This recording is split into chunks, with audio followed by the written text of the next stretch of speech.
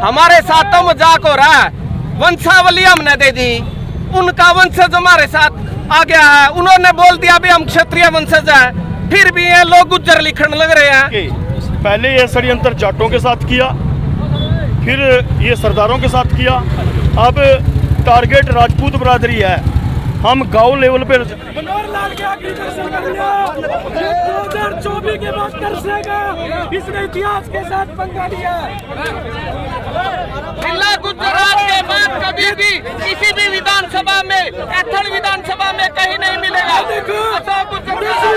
10वीं फेल शिक्षा मंत्री क्षत्रियों ने इस बीजेपी के खिलाफ रणनीति बनाकर ऐलान किया है। इन्होंने हमारे इतिहास को चोरी करने का काम किया है। ये क्षत्रिय, इनकी क्या गलती है?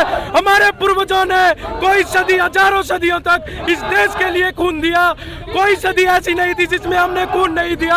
आज ये सजा हमारे समाज को इस बीजेपी सरकार, इस दुशासन द्वारा, इस धृष्ट राष्ट्र द्वारा दी जा रही है। मैं सरकार को पूछना चाहता हूँ, इन क्षत्रियों ने खून आज ये जाति विशेष में बंटने के लिए नहीं दिया था। महापुरुष किसी जाति के नहीं होते। हमने कहा कि तल के अंदर आप हिंदू लिखो, हम ऐतराज नहीं करेंगे। और इन्होंने उसको अपनी राजनीतिक मंशा के कारण, एक समुदाय को राजनीति में मजबूत करने के कारण गुज्जर लिखवाया। और मैं पूरे देशवासियों को कहना चाहता हूं कि बीजेपी का डट के विरोध करना है और कैथल के शहरों को नमन। मैं कहना चाहता हूं कि ये वो कौम है, सर कटे धड़ धड़े, वो क्षत्रिय राजपूत है।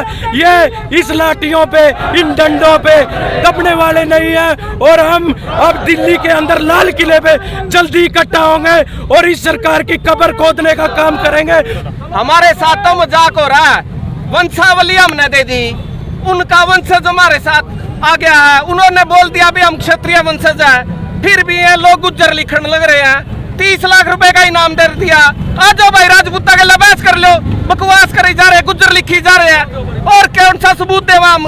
भाई वंशावली हमने दे दी, वंशज हमारे साथ है, इनाम हमने रख दिया, फिर भी गुज्जर लिखा। शर्म को नहीं आदमी कहना। हमारा क्षत्रिय समाज आज प्रदेश स्तर पर हर जिले के अंदर अपना विरोध प्रदर्शन कर रहा है। इस विरोध प्रदर्शन का एक ही कारण है, कैथल में हमारे बच्चों के ऊपर, हमारे समाज के ऊपर जो लाठीचार्ज, आंसू गैस के गोले छोड़े गए, ये बीजेपी सरकार का सब करा धरा है। ये हमारा क्षत्रिय समाज आज एक छतरी के नीचे इकट्ठा हो गया है और बीजेपी सरकार को ये दिखा देगा कि क्षत्रिय समाज में कितनी ताकत है। बेशक हम 10% हैं, पर बीजेपी की चूड़ हिलाने के लिए हम 10% ही बहुत हैं। सारा समाज एकजुट होकर एक रास्ते पे चल करके इस बीजेपी सरकार को बाहर का रास्ता दिखाएगी और इसको अपनी औकात का पता लग जाएगा कि क्षत्रिय समाज के साथ पंगा लेने में कितना भारी हमको मोल देना पड़ा। ये मुख्यमंत्री कहता है दोनों समाजों को इकट्ठा करके, मुख्यमंत्री एसी के कमरे में बैठता है और एसी के कमरों में बैठ करके बाहर की जनता की आवाज़ नहीं सुनी जाती। अगर आवाज़ सुननी है तो बाहर रहिए। और क्या मीडिया और क्या जो हमारे CID वाले हैं, ये उनके खबर नहीं देते। मनोहर लाल जी सिर्फ एक ऐसा मुख्यमंत्री है जो सिर्फ अपनी तारीफ सुन सकता है, अपनी बुराई नहीं सुन सकता। यही कारण है कि उस जो अपनी तारीफ की बजाय बुराई भी सुने ना, वही सीएम कामयाब होता है।